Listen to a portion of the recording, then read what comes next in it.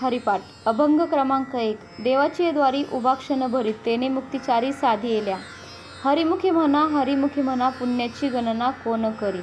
असोनी संसारी जीव वेगू करी वेदशास्त्र उभारी बाह्य सदा. ज्ञानदेव म्हणे व्यासाची खुणा द्वारकेचा राणा पांडवा घरी. मराठी अर्थ देवाच्या द्वारी क्षणभर उभे राहिल्याने सतलोकादी चारी मुक्तींचा लाभ होतो. हे असंभवी वाटते, परंतु द्वारी उभे असणे म्हणजे सेवकाच्या नात्याने तत्पर असणे असा अर्थ घेतला पाहिजे.